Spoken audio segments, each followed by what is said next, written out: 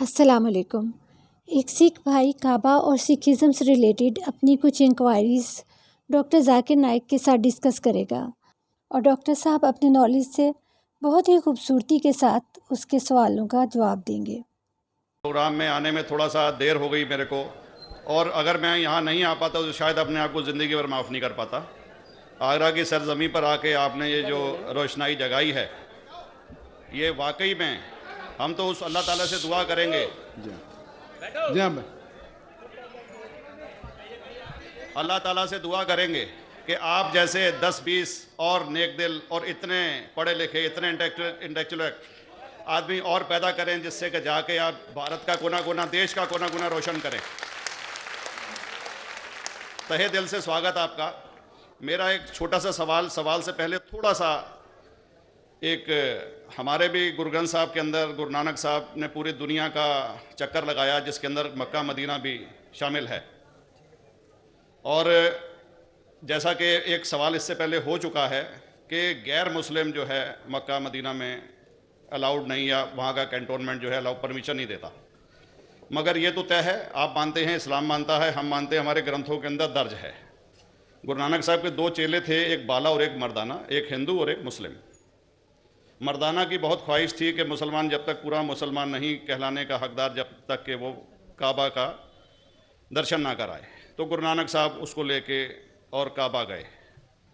हमारे ग्रंथ के अंदर जो दर्ज है कि जब वो वहाँ पहुँचे, उन दिनों बहुत लंबा ये किस्सा है, 1 साल लगता था, और वो रूट सारा उसका वर्णन है।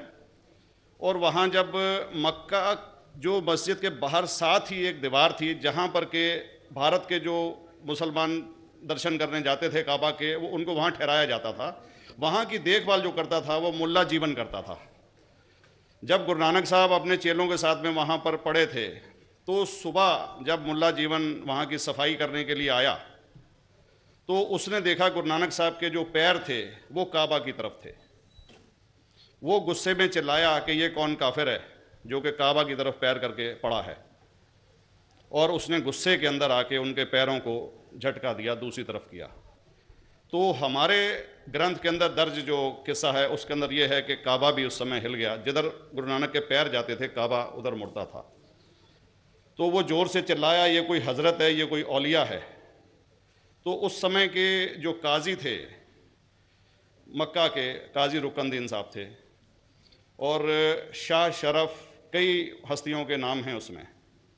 तो मैं ये जानना चाहता हूँ कि ये वर्जन को आप मतलब एग्री करते हैं, और करते हैं तो इसका हमारे मुस्लिम ग्रंथों के अंदर किस तरीके से उल्लेख है, ये कृपया बता। भाई साहब ने एक सवाल पूछा अपने गुरु ग्रंथ साहिब के मुतालिक, और अल्हम्दुलिल्लाह मैं भी गुरु ग्रंथ साहिब पढ़ चुका हूँ।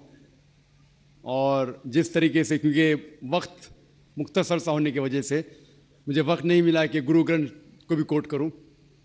आपका सवाल का जवाब देने के पहले मैं आपसे ज़्यादा चाहूँगा कि इवन गुरु ग्रंथ की किताब पढ़ेंगे आप, ग्रंथ जिसे आदि ग्रंथ कहते हैं, और कोई सिख से पूछेंगे कि खुदा का तसव्वुर क्या है, सबसे बेहतरीन जवाब कोई सिख दे सकेगा, वो आपको कोट करेंगे जापू जी, जो गुरु ग्रंथ साहिब आदि ग्रंथ के सबसे पहले चैप्टर है, सबसे पहला श्लोक, जिसके कहते हैं जापू जी। इसके मानी है कि God is true, he is only one, he is not begotten and is free from fear and want. क्योंकि मैंने अंग्रेजी में पढ़ा हूं, इसलिए मैं अंग्रेजी में उसे कह रहा हूं कि खुदा एक ही है, वो हक है, और वो ना किसी को जना है ना किसी को जनेगा, और वो इमॉर्टल है, ना कभी मर सकता है। और इसको सिखिज्म में जो खुदा को कहते हैं Omkara, in manifest form he is Omkara, and unmanifest form he is एक ओमकारा। और कई इसके एट्रीब्यूट्स है, मिसाल के तौर पे परवरदिगार, अकल, और उसे रहीम कहा गया है, Wahe Guru as one God कहा गया है, और it is strictly against idol worship and अवतारवादा।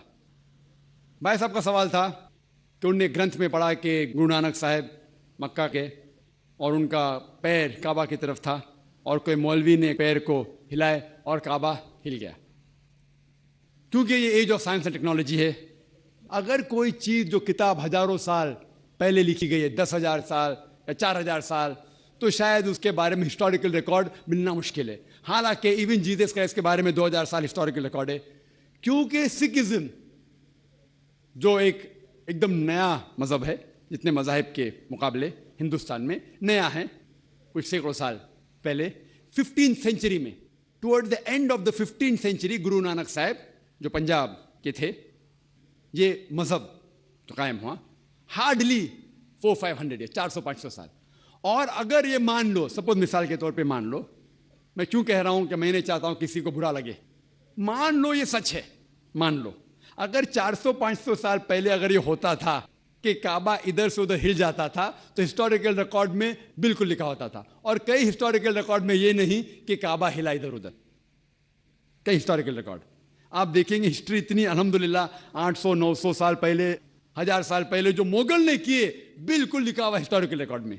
तो ये कहना कि गुरु नानक साहब वहां गए और काबा हिल गया, ये बिल्कुल साइंस के खिलाफ है, क्योंकि साइंस में कोई भी रिकॉर्ड नहीं है, वहां के देश के रिकॉर्ड में कहीं भी नहीं कि काबा हिला। तो इसलिए हम कहते हैं कि हो सकता है ये गलती से किसने लिखा होगा, न कई किस्से कहानी। ये मैं तस्लीम करता हूं कि गुरु ग्रंथ साहिब में कई चीजें सही है, हक की बात है, लेकिन ये तस्लीम करना कि काबा हिल गया, ये बिल्कुल साइंस के भी खिलाफ है, साइंस के खिलाफ है। और इस्लाम में भी ये नहीं है। लेकिन ये कहना कि कोई गैर मुस्लिम जा सकता है, मुमकिन है, चुपके से कोई गया तो हो सकता है, वो भी जवाब। Thanks for watching. I hope you enjoyed the video. Support my channel. Like and subscribe if you want more. Thank you. Allah Hafiz.